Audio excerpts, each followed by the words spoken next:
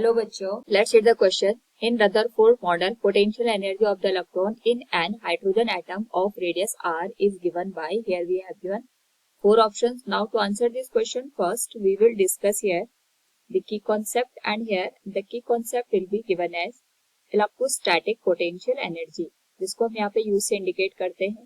तो सपोज हमारे पास यहाँ पे कोई चार्ज गिवन है Q1 और इससे यहाँ पे r डिस्टेंस पे हमने कोई अनदर चार्ज, जिसको हम टेस्ट चार्ज से हम यहाँ पे कंसिडर कर सकते हैं Q2, वो प्लेस कर रखा है. दोनों को हम यहाँ पे सेम नेचर का कंसिडर कर लेते हैं. तो अगर हम यहाँ पे ऑब्जर्व करें तो हमारे पास जो ये पॉजिटिव प्लस Q1 चार्ज है वो Q2 को रिपेल करेगा. तो अगर हम यहाँ पे Q2 चार्ज को इसके इलेक्ट्रिक फील्ड में मूव कराना चाहते हैं, यानी अगर हम Q2 चार्ज को Q1 के इलेक्ट्रिक फील्ड में मूव करवाना चाहते हैं इन दिस डायरेक्शन, तो हमें यहाँ पे कुछ ना कुछ एक्सटर्नल वर्क करना पड़ेगा.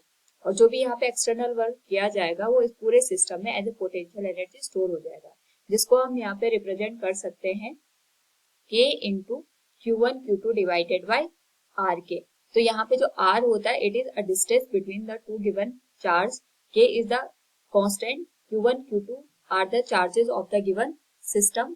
Now according to the question, हमसे यहाँ पे रदरफोर्ड मॉडल में जो पोटेंशियल एनर्जी पूछी गई है इलेक्ट्रॉन और हाइड्रोजन एटम में particularly at a radius of r, उसकी वैल्यू को हमें फाइंड आउट करना है.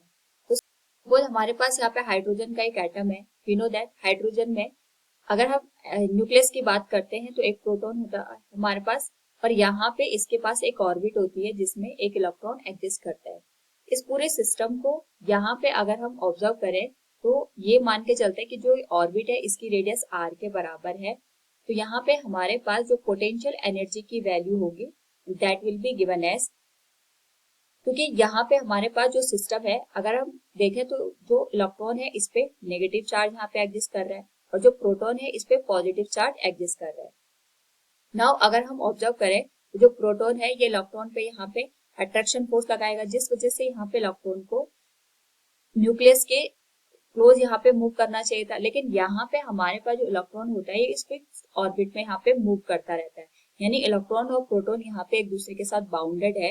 तो यहाँ पे अगर हम पोटेंशियल एनर्जी की वैल्यू को कंसिडर करेंगे तो we can say here the potential energy will be given as K into E into जो प्रोटॉन का चार्ज होता है वो भी इलेक्ट्रॉन के बराबर होता है, so it will be multiplied with E divided by R, क्योंकि यहाँ पे जो R होगी it will be the radius of the orbit, यानी जो न्यूक्लियस है उससे ऑर्बिट कितनी डिस्टेंस पे है उसको हम R से इंडिकेट करेंगे. क्योंकि यहाँ पे हमारे पास जो सिस्टम है ये एक तरीके से बाउंडेड कंडीशन में है. बाउंडेड कंडीशन का मतलब ये हो गया कि यहाँ पे जो इलेक्ट्रॉन है ये एक फिक्स ऑर्बिट में यहाँ पे मूव कर रहा है. अगर हम यहाँ पे ऑब्जर्व करें तो प्रोटॉन और इलेक्ट्रॉन के बीच में इलेक्ट्रोस्टैटिक फोर्स की वजह से अट्रैक्शन फोर्स लगना चाहिए था, बट इलेक्ट्रॉन यहाँ पे प्रोटॉन की ओर मूव न करके इस फिक्स ऑर्बिट में कॉन्टिन्यूअस मूव करता है.